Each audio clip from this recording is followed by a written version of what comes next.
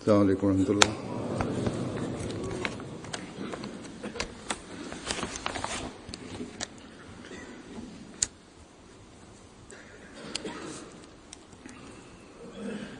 أشهد أن لا إله إلا الله وحده لا شريك له وأشهد أن محمدا عبده ورسوله أما بعد فأعوذ بالله من الشيطان الرجيم بسم الله الرحمن الرحيم الحمد لله رب العالمين الرحمن الرحيم مالك يوم الدين إياك نعبد وإياك نستعين اهدنا الصراط المستقيم صراط الذين أنعمت عليهم غير المغضوب عليهم ولا الضالين.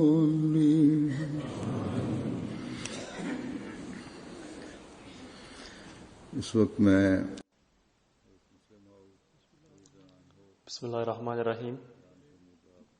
Хазур говорит: сейчас я представлю вашему вниманию некоторые события из жизни Хазрата Обетованного Мессии, мир ему, и его сподвижников, о которых рассказал Хазрат Обетованный Реформатор, да будет доволен им Аллах.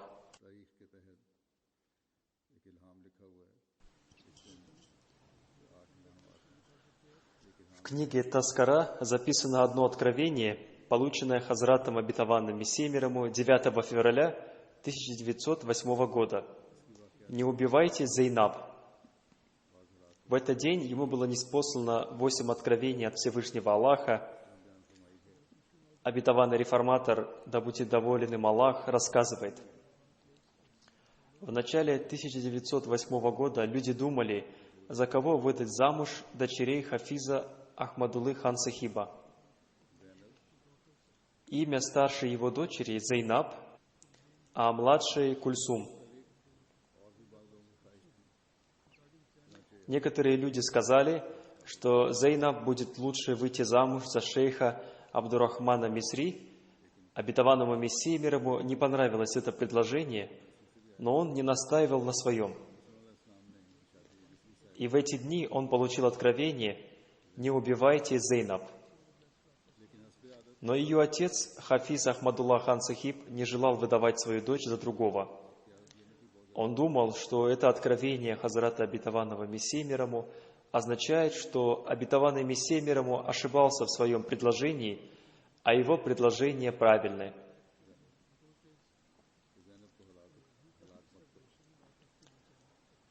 Он подумал, что Всевышний Аллах отверг предложение Обетованного Мессии мир ему.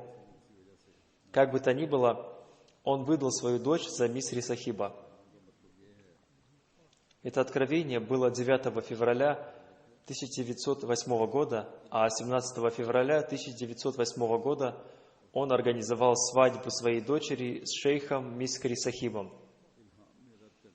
И эта дата сохранилась в истории Ахмадията, потому что в этот же день состоялось бракосочетание нашей сестры по имени Мубарака Бегам. Далее Хазрат Обетованный Реформатор говорит: Всевышний Аллах ясно его предупредил, что не надо отдавать свою дочь за Мисри Сахиба, и надо слушать Обетованного Мессии мир ему. В ином случае эта свадьба погубит Зейнаб. Но ее отец сделал совсем другой вывод из этого откровения. Однако Всевышний Аллах посредством этого откровения сообщил, что посредством этого человека, Мисри Сахиба, произойдет смута, поэтому не надо отдавать свою дочь за этого человека.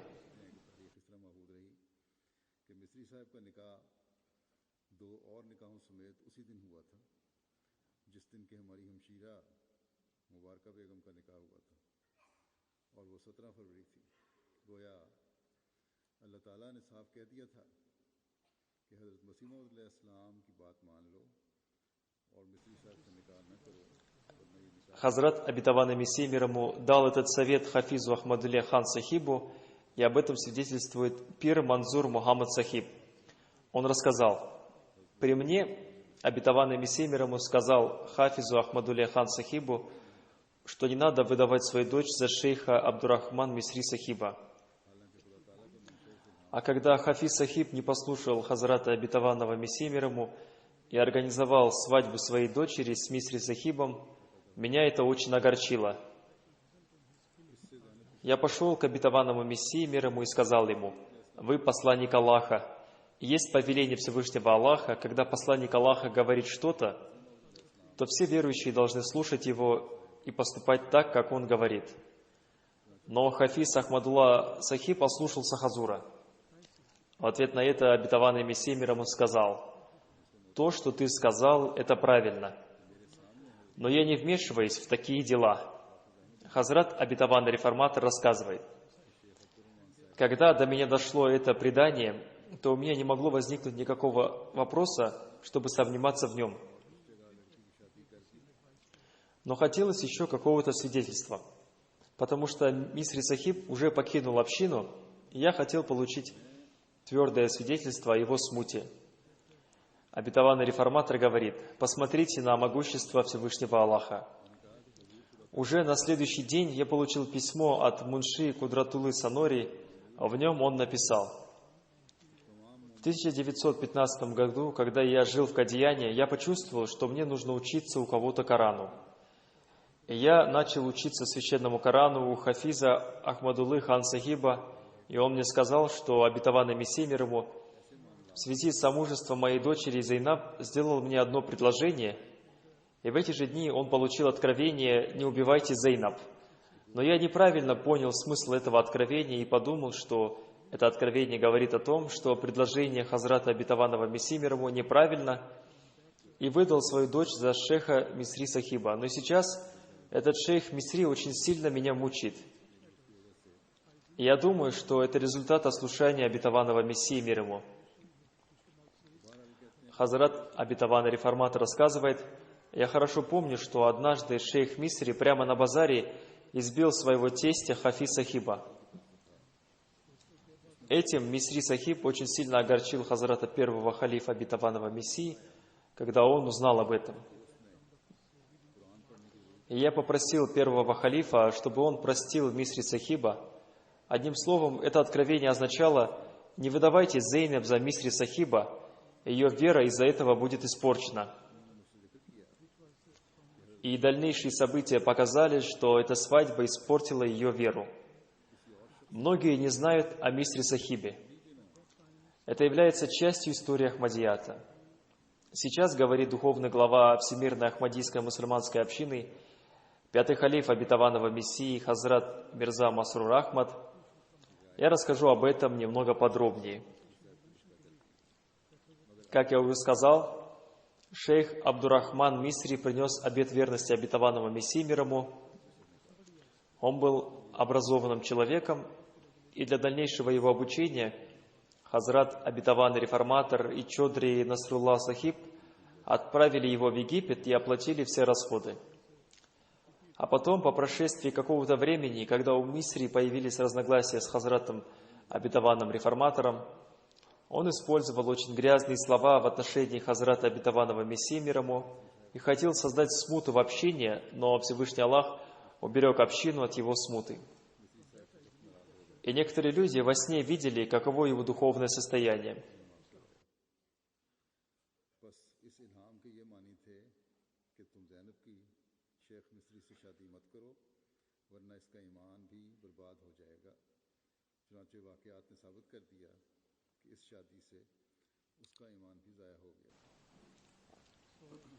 Его статус, положение в общине был очень высоким. Это можно понять из следующего события. Хазрат, обетованный реформатор, рассказал: один человек из Африки написал мне письмо, Когда я думаю о том, что такие великие люди и подобные миссии ушли из общины, то я беспокоюсь о своей вере, думая, что если такие великие люди потеряли свою веру, то какую ценность имеет моя вера? Обетованный реформатор говорит, я ему ответил, о том, чья вера велика, оценивает Аллах. Это не твое дело, это дело Аллаха.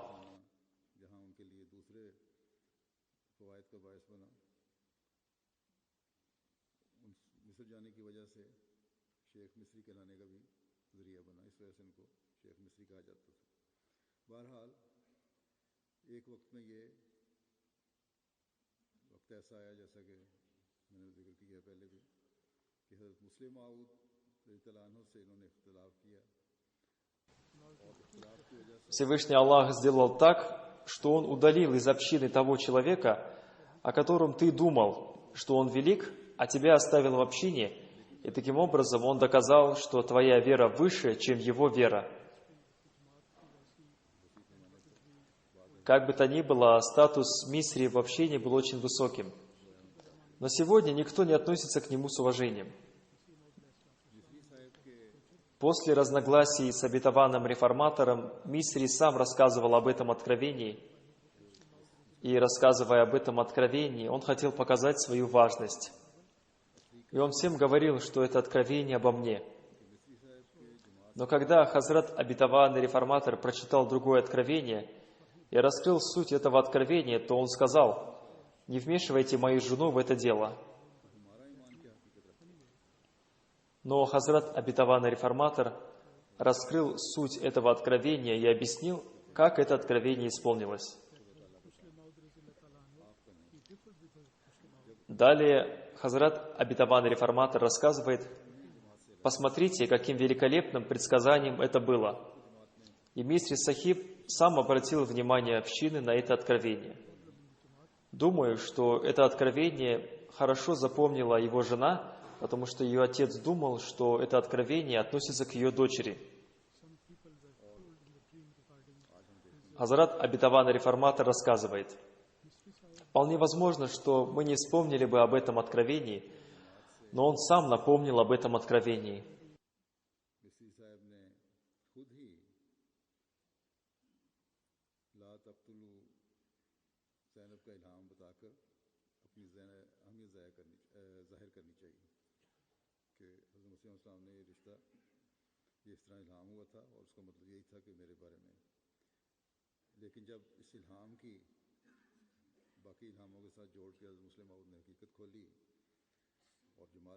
Далее обетованный реформатор рассказывает, его пример подобен примеру козы.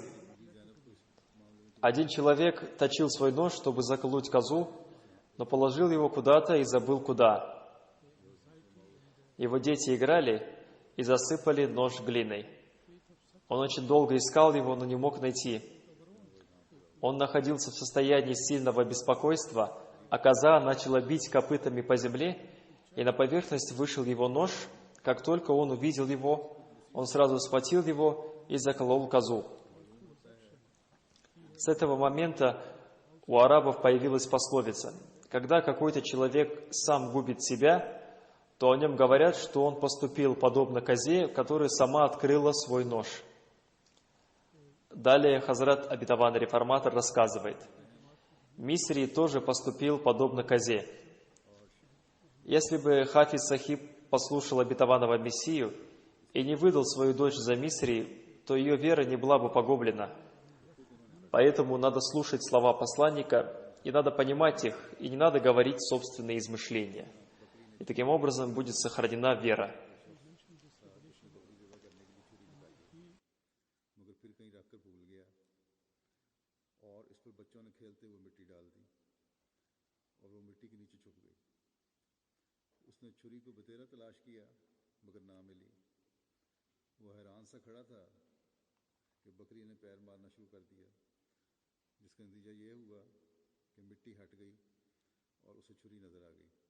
जिससे उसने फौरन उसे ज़िबा कर दिया। तो उस वक्त से अरब में ये मिसल मशहूर हो गई है कि जब कोई शख्स अपने हाथों अपनी हलाकत का सामान मुहैया करता है तो कहते हैं उसने बिल्कुल ऐसा ही किया जिस तरह बकरी ने छुरी निकाल ली हज़रत मुस्लिम माऊद रज़ियल्लाहु ने यह भी नतीजा निकाला और यह नतीजा बड़ा ज़ाहिर निकलता है कि हाफिज़ साहब अगर हज़रत मसीह मौऊद अलैहिस्सलाम की बात मानकर अपनी बेटी ज़ैनब मिस्री साहब के निकाह में ना देते तो उसका ईमान ज़ाहिर नहीं। Далее Хазрат Обетованный Реформатор рассказывает о следующем событии. Натуре Молви Мухаммада Ахсан Сахиба была присуща поспешность. Однажды он сопровождал обетованного Мессию мир ему во время его прогулки.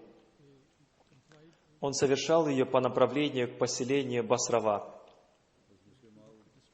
Хазрат Обетованный Мессия мир ему сказал: есть большая разница между откровением Бога и словом человека. И затем он рассказал одно свое откровение. Потом он процитировал одну строчку известного автора Харири. Но Молви Мухаммад Хусейн невнимательно слушал то, о чем говорил Хазрат Обетованный Мессия мир ему. Когда Обетованный Мессия мир ему рассказывал свои откровения, он думал, что он читает слова Харири, и сказал: это бессмысленные слова. Но Обетованный Мессия мир ему сказал: это слова Всевышнего Аллаха. И тогда тот сразу стал говорить: Субхан Аллах, пречист Аллах. Какие прекрасные это слова. Одним словом, когда вы хотите выразить свое мнение, то не делайте это в спешке. А затем Хазрат Обетованный Реформатор рассказывает еще об одном событии. Ко мне пришел один сикх и сказал: ваш дядя Мирза Гулам Кадир был очень известным человеком, и он занимал большой государственный пост. А Мирза Гулам Ахмад был неизвестным человеком, и никто не знал о нем. Однажды мой отец посетил Мирзу Гулама Муртазу Сахиба, который напоминает, то есть отца Обетованного Мессии мир ему, и спросил у него: я слышал, что у вас есть еще один сын, где он живет? Он ответил: он целые дни проводит в мечети и читает священный Коран. Я очень беспокоюсь о нем. Как он будет зарабатывать себе на жизнь? Идите к нему и объясните, что он должен заниматься каким-нибудь мирским делом. Я хочу, чтобы он где-то работал, но когда я нахожу для него работу, он отказывается от нее. Одним словом, мой отец посетил Мирзу Сахиба и передал ему слова его отца. Обетованный Мессия мир ему сказал: мой отец напрасно беспокоится обо мне, мне не нужна мирская работа. Идите к моему отцу и скажите ему, что я уже работаю у того, у кого я должен был работать. Поэтому мне не нужна работа у мирских людей. Обетованный Реформатор говорит, эти слова оказали на него очень сильное влияние, и когда он позже рассказывал об этом событии, из его глаз всегда текли слезы. Обетованный Реформатор рассказывает: однажды он пришел ко мне, когда я находился в мечети Чоти. Он пришел и начал рыдать. Я спросил у него, что случилось.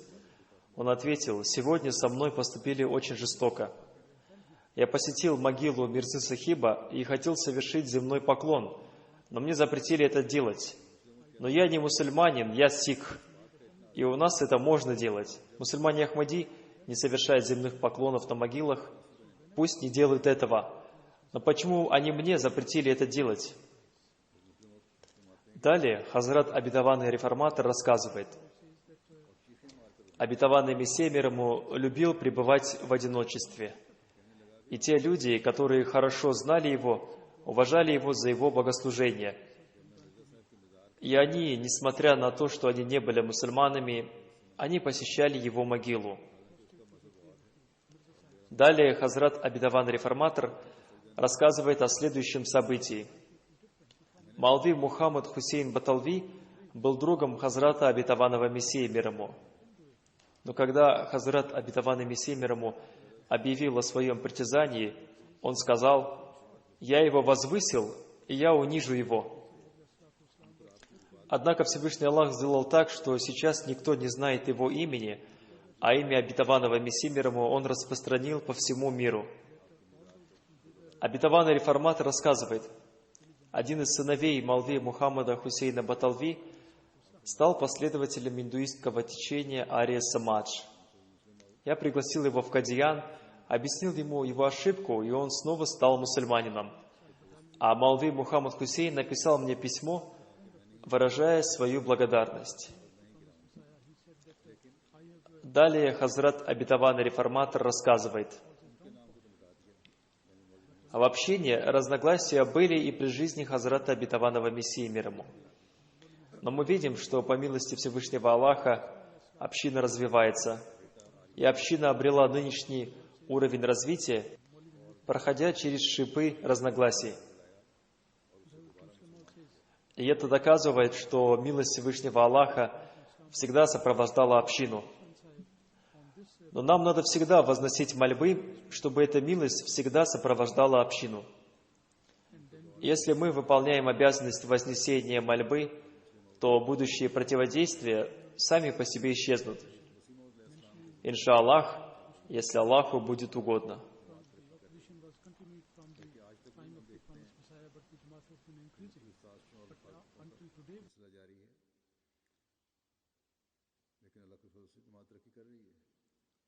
मुस्लिम मौद ने फरमाया कि जमात कांटों पर गुजरती हुई अपनी हैसियत को पहुंची है और ये बात बताती है कि अल्लाह ताला का फजल हमेशा जमात के शामिल हाल में रहा है। लेकिन इस फजल को दायमी करने के लिए जमात को हमेशा दुआओं में लगे रहना चाहिए। अगर हम दुआओं का हक अदा करते रहे तो इंशाअल्लाह ताला मौजूदा भी और आइंदा भी होने वाली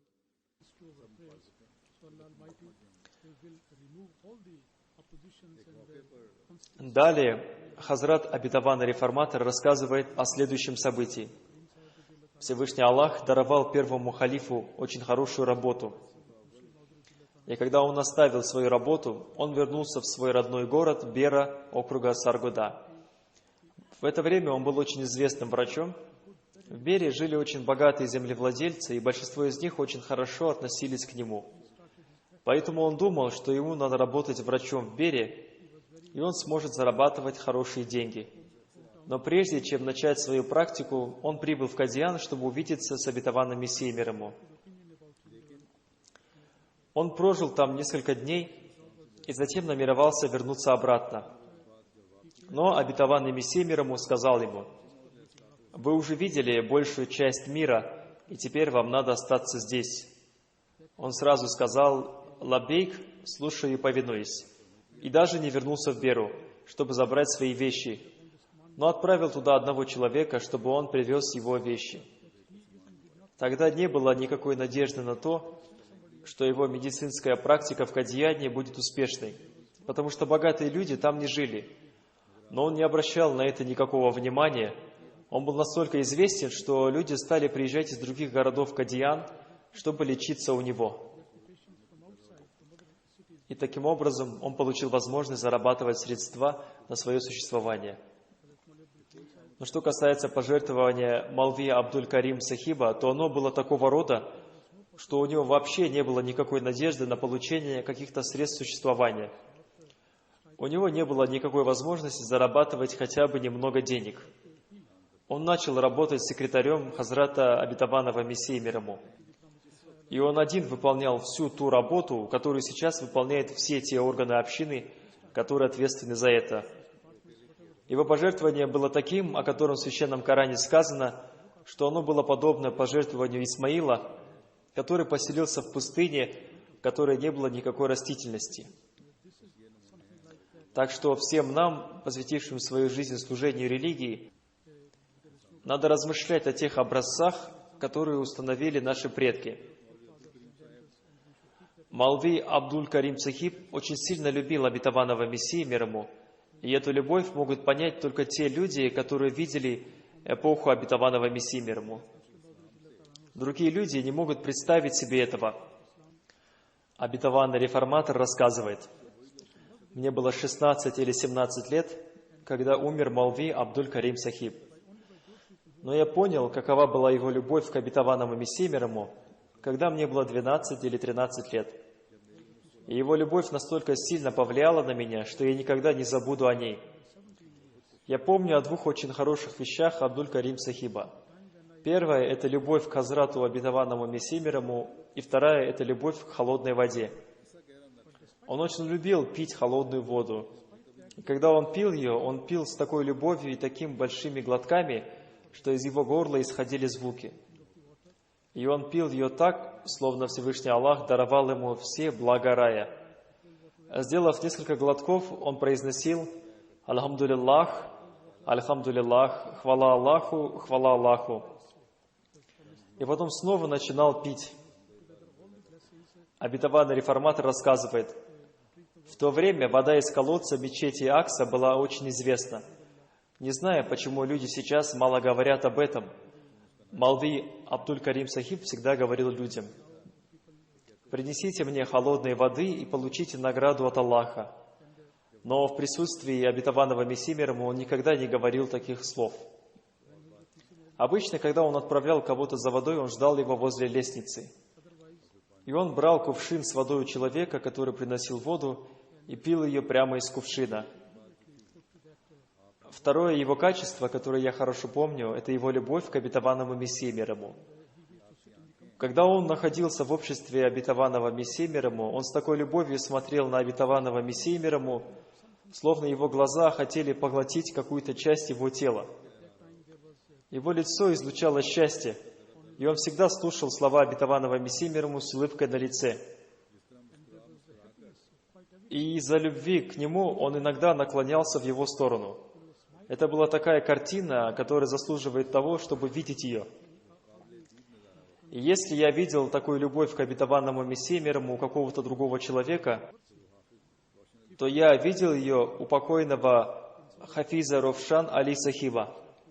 Одним словом, у Молви Абдуль-Карима была особенная любовь к обетованному Мессии мир ему, и обетованный Мессия мир ему тоже очень сильно любил Молви Абдуль-Карим Сахиба. Обетованный Мессия мир ему часто оставался сидеть в мечети после совершения намаза Магриб. Но он перестал это делать после смерти Молви Абдуль-Карим Сахиба. Кто-то спросил у него, почему он не остается сидеть в мечети. Обетованный Мессия мир ему сказал: «Когда я вижу пустым то место, где раньше сидел Молви Абдуль-Карим Сахиб, то я ощущаю очень сильную боль. Но никто больше обетованного Мессии мир ему не верил в атрибуты Аллаха, вечно живой и самосущий. Одним словом, эта любовь не была односторонней. Обетованный Мессия мир ему тоже очень сильно любил своих сподвижников». Далее Хазрат обетованный реформатор рассказывает: «Я помню, что однажды один человек произнес плохие слова о Молви Абдуль-Карим Сахибе, и люди начали бить его. Но это был очень упрямый человек, и он продолжал говорить свои слова, а люди продолжали бить его. Но он сказал: я все равно буду это говорить». Обетованный реформатор рассказывает: «Я тогда был ребенком и принял это за шутку. Когда люди били его, это видел один борец, который приехал в Кадиян, чтобы лечиться у Молви Хакима Нуруддин Сахиба. Это событие произошло при жизни Хазрата обетованного Мессии мир ему. Этот борец подошел и, не спрашивая ни у кого, почему люди бьют этого человека, тоже начал бить его, думая, что они делают хорошее дело. Он поднял этого в воздух и, крутанув его, как юлу, бросил его на землю. Но этот человек был настолько упрям, что он продолжал повторять свои слова. Когда об этом узнал обетованный Мессия мир ему, он выразил свое недовольство и сказал: «Разве мое учение такое? Посмотрите, люди бранят меня, но они не могут причинить мне никакого вреда. Если он использовал такие слова в отношении Абдуль-Карима, то что в этом страшного?» Обетованный реформатор рассказывает: когда наш дедушка Мир Насир Наваб Сахиб увидел это, он подошел и сказал: «Зачем вы делаете это плохое дело? Почему вы бьете этого человека?» Когда он наставлял людей этими словами, тот человек еще раз повторил свои слова относительно Абдуль-Карим Сахиба. Мир Насир Наваб Сахиб подошел к нему и сам 2-3 раза ударил его. Хазрат обетованный реформатор рассказывает: иногда человек совершает такое деяние, которое совершают другие люди, Но нам надо контролировать свои деяния и свои страсти. В следующем событии Хазрат Обетованный Реформатор рассказывает о сподвижнике Хазрата Обетованного Мессии Мунши Ароре Хан Сахибе. Мунши Ароре Хан Сахиб очень сильно любил Обетованного Мессии, мир ему, и он был из общины Капур-Тала. И эта община была настолько искренна к Обетованному Мессии, мир ему, что он дал им письменное свидетельство: эта община настолько искренна ко мне, что она будет в раю со мной. Они вновь и вновь просили Обетованного Мессии, мир ему, чтобы он посетил общину Капур-Тала. И он пообещал, что когда-нибудь приедет. Однажды у Обетованного Мессии, мир ему, появилось свободное время, и он приехал к ним, не сообщив заранее о своем приезде.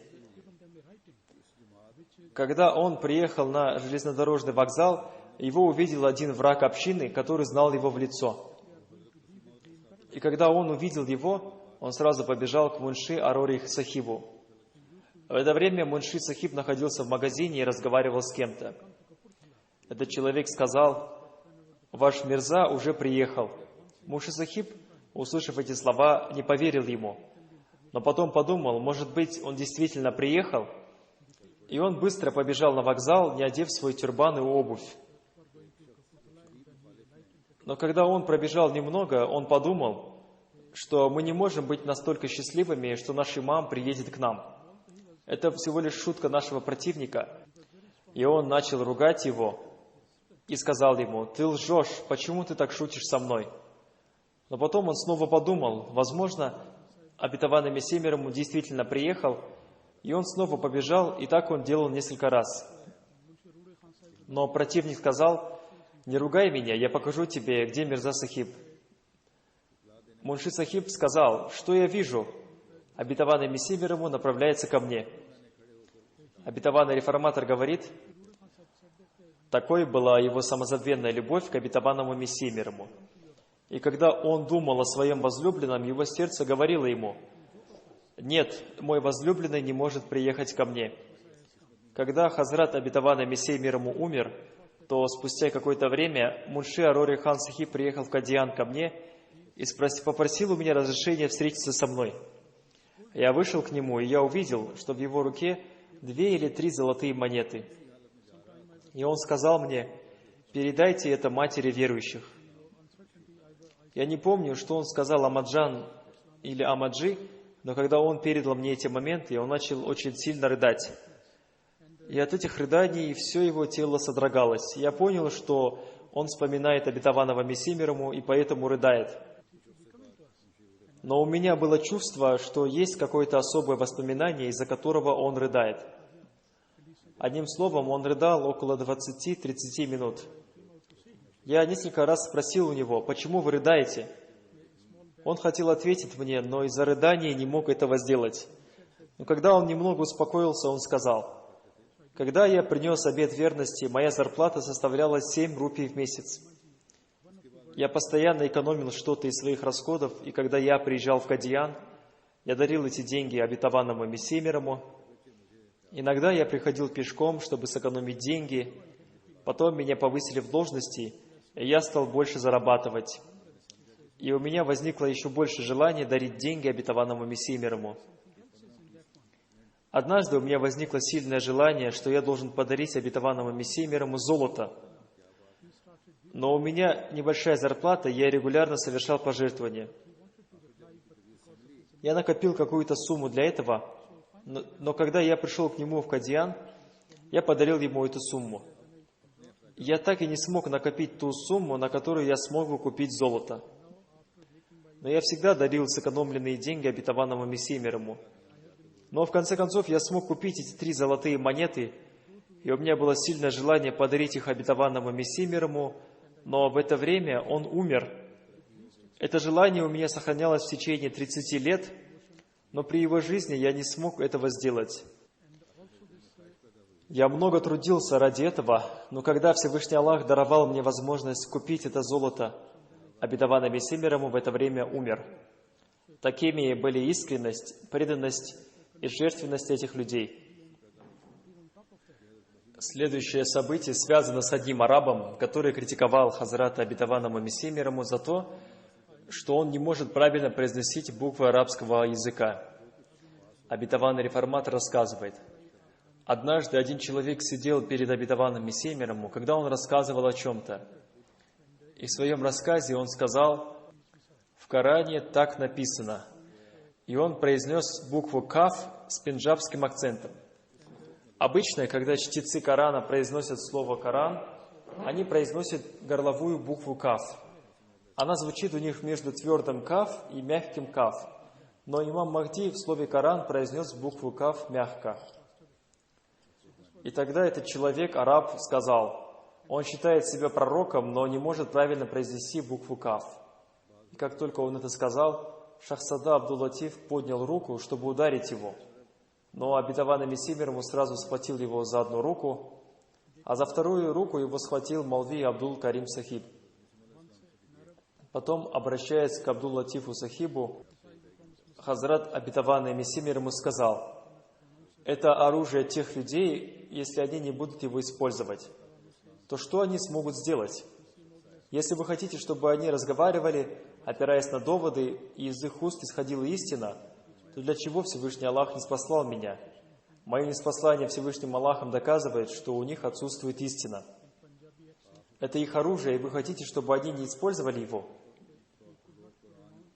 Далее есть еще одно событие, связанное с буквой «Заад». Но суть этих событий одинакова. В этом событии, связанном с буквой «Заад», этот араб сказал: никто не может произнести эту букву, как мы. Если это так, то зачем надо обвинять других? Хазрат обетованный реформатор рассказывает: я думаю, что я могу очень хорошо произнести букву «Заад», но мое произношение тоже неправильно. Я рассказал об этих двух событиях, и они похожи. В общине больше известно событие, связанное с буквой «Заад». Но я рассказал об этих двух событиях, чтобы люди потом не поправляли меня. Если бы я не объяснил это, то количество писем росло бы с каждым днем. Целая группа людей, разбирающих адресованные мне письма, уже начинает испытывать беспокойство в связи с тем, что люди пишут очень много писем.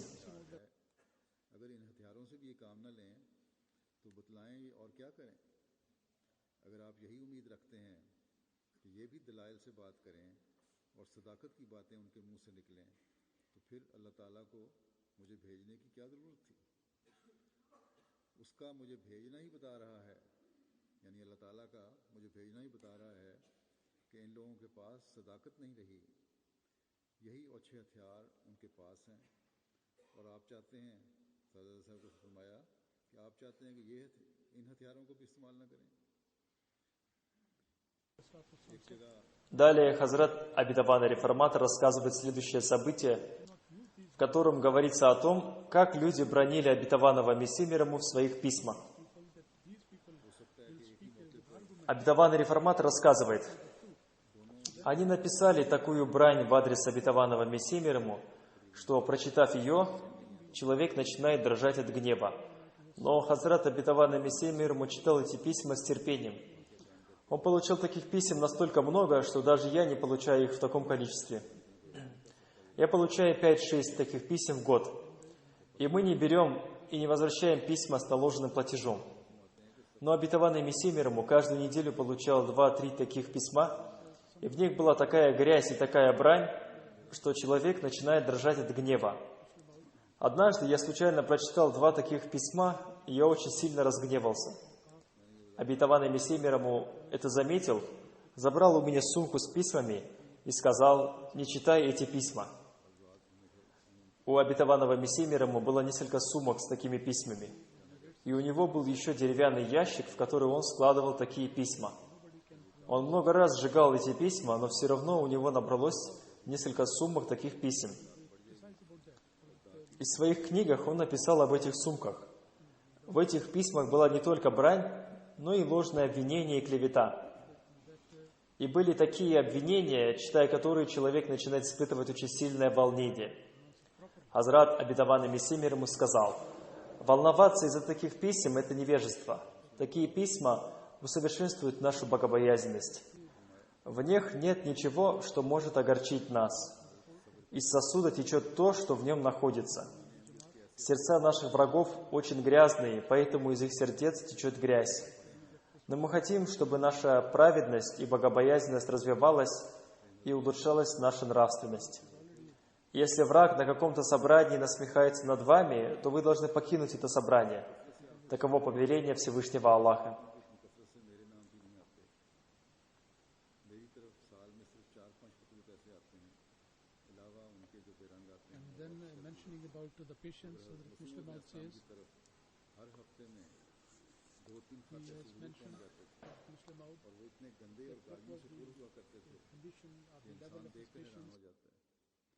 आप फरमाते हैं कि मैंने इत्फाकन इन खतूत को एक दफ़ा पढ़ना शुरू किया तो एक दो ख़त ही पढ़े थे कि मेरे जिस्म का खून खौलने लगा। हज़रत मसीह अलैहिस्सलाम ने देखा तो आप फ़ौरन तशरीफ़ लाए और आपने खतूत का वो थैला मेरे हाथ से ले लिया और फरमाया इन्हें मत पढ़ो। इस किस्म के खतूत के कई थैले हज़रत मसीह अलैहिस्सलाम के पास जमा थे।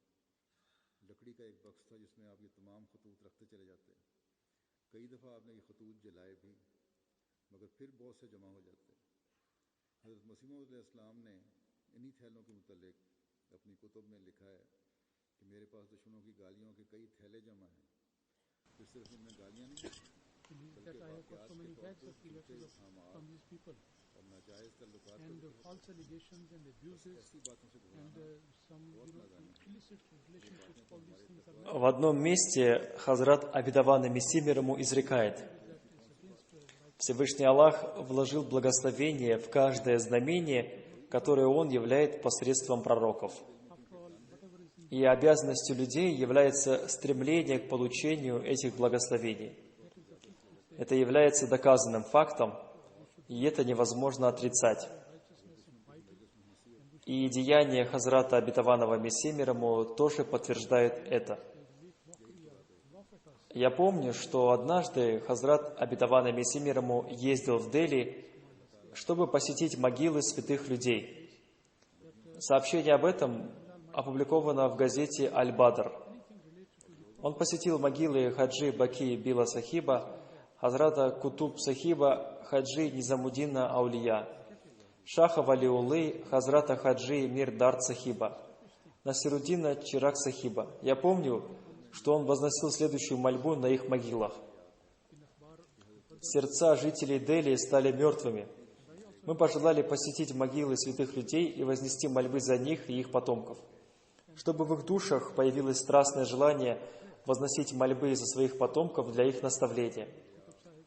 В газете «Аль-Бадр» написано: «Мы вознесли мольбы за этих святых людей, за себя и в связи с некоторыми другими аспектами». Посмотрите, Абидаван Мессия мир ему возносил мольбы не только за мертвых людей, но возносил также мольбы и за себя, чтобы Всевышний Аллах даровал ему успехи в его миссии. И также возносил мольбы в связи с некоторыми другими аспектами. Далее Абитаван Реформатор рассказывает: Абитаван Мессия мир ему написал в своей книге: «У меня было желание дописать эту книгу, прежде чем поехать в Гурдаспур в связи с судебным разбирательством. Но у меня очень сильно заболели почки, и я почувствовал, что не смогу завершить это дело. Тогда я позвал свою жену и сказал ей: я буду возносить мольбы, а ты произноси аминь». Одним словом, вспоминая о душе мученика Абдуль-Латифа, я возносил мольбы: «О мой Аллах, этот человек пожертвовал собой ради тебя. Я хочу написать эту книгу в знак уважения к нему. Даруй мне выздоровление по своей милости. Клянусь Богом, в руках которого находится моя жизнь.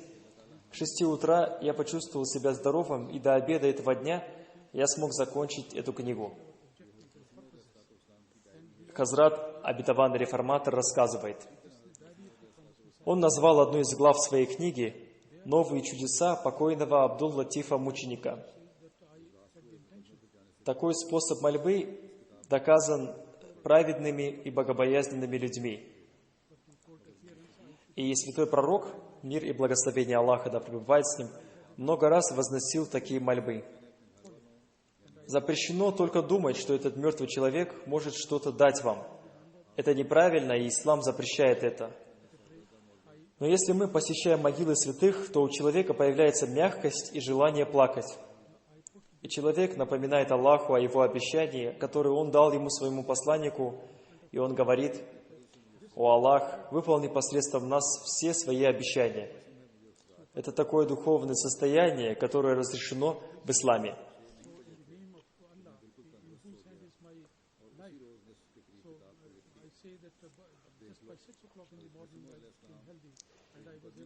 И обязанностью верующего является обретение благословения в таких местах.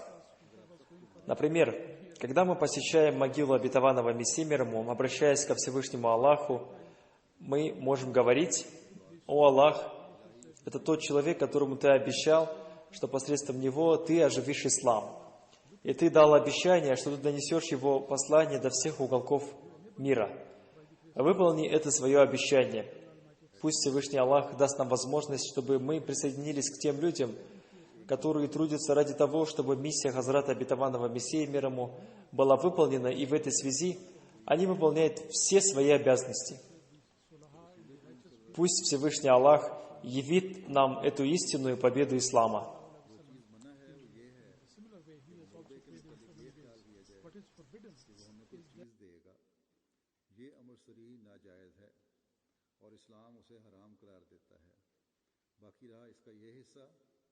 ऐसे मुकामात पर जाने से रिकत पैदा होती है या ये हिस्सा कि इंसान इन वादों को याद दिलाकर जो अल्लाह ताला ने अपने नबी से किए हों दुआ करे कि इलाही अब हमारे वजूद में तू इन वादों को पूरा फरमा। ये ना सिर्फ नाजायज़ नहीं बल्कि एक रूहानी हकीकत है और मोमिन का फ़र्ज़ है कि वो बरकत कि ऐसे मुकामात से फ़ायदा उठाए। उसमें जब हम इस्लाम की नजात को दुआ किए जाएँ हम अल्लाह ताला को मुखातिब करते हुए ये कह सकते हैं कि इलाही वो शख्स है जिसके साथ तेरा ये वादा था कि मैं उसके ज़रिए इस्लाम को ज़िंदा करूँगा। तेरा वादा था कि मैं इसका नाम दुनिया में Your promise was that I will take his name to the four corners of the earth. So Allah Almighty fulfill this promise, and Allah Almighty enable us as well that we should, by becoming the part of these promises for us should also be in order to accomplish the task and the objective of the promised Messiah. После пятничной молитвы я проведу заупокойную молитву Джаназа Гаиб Молви Мухаммада Юсуфа, дервиша Кадьяна. Он скончался 2 июля 2015 года в возрасте 94 года. Инна лилляхи ва инна иляйхи роджиун. Он был единственным мусульманином Ахмади в своей семье. Он получил возможность преподавать священный Коран и хадисы в медресе Ахмадия. Он был очень смиренным человеком, искренним, преданным и тем, кто выполняет возложенные на него обязанности. Он был из города Муакаль, района Чония, округа Лахор. В настоящее время это округ Косур. Он получил начальное образование в своем поселении. В 1939 году он начал изучать хадисы в медресе общины Ахль-Хадис в Лахоре. Там он познакомился с одним мусульманином Ахмади и узнал об Ахмадияте. Потом он много раз посещал Кадьян для своих исследований. Он любил читать книги. В конце 1944 года он принес обет верности на руке Хазрата обетованного реформатора. Потом он приехал в Кадьян для получения религиозных знаний и затем поступил в Ахмадийский медресе, чтобы стать миссионером. Во время его обучения произошел раздел страны, но он предпочел остаться в Кадьяне и начать жизнь дервиша Кадьяна.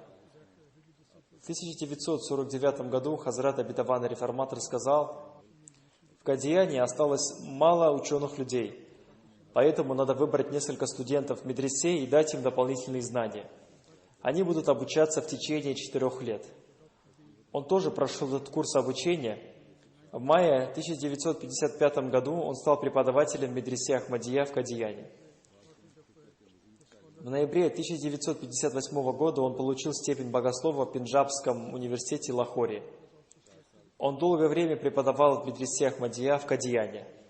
И потом он получил степень миссионера. После этого он проработал какое-то время и затем вышел на пенсию. И будучи пенсионером, он продолжал преподавать в медресе Ахмадия. Он регулярно совершал пятикратную молитву, держал все посты, был одним из тех богословов, которые поступают так, как они говорят. Он любил своих учеников, как своих детей. Он долгое время преподавал хадисы в медресе Ахмадия. У него были очень глубокие знания по хадисам. И он настолько прекрасно передавал знания своим ученикам, что они навсегда запоминали эти хадисы. Его имя напечатано в 11 томе истории Ахмадията в списке дервишей Кадьяна под номером 153. Он прожил свою жизнь дервиша с большим терпением. Он был мухсин, он оставил 3 дочерей, 1 родного сына и 1 сводного сына. Его сын Джамиль Ахмад – адвокат, он работает начальником отдела завещанного имущества, и 2 его сын Бадруддин – заместитель менеджера издательства Фазли Умар. Его дочь Аиша Бегам Сахиба – жена доктора Насима Ахмада Сахиба из Хафизабада. Она ректор колледжа.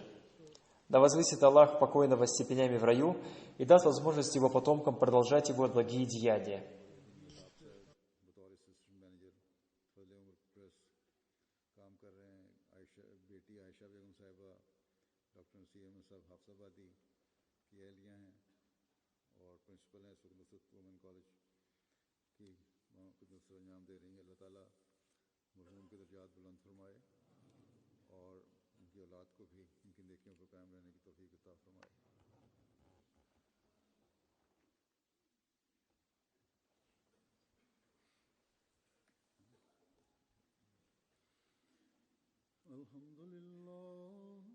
الحمد لله نحمده ونستعينه ونستغفره ونؤمن به ونتوكل عليه ونعوذ بالله من شرور أنفسنا ومن سيئات أعمالنا من يهده الله فلا مضل له ومن يضلل فلا هادي له ونشهد أن لا إله إلا الله ونشهد أن محمدا عبده ورسوله عباد الله رحمكم الله إن الله يأمر بالعدل والإحسان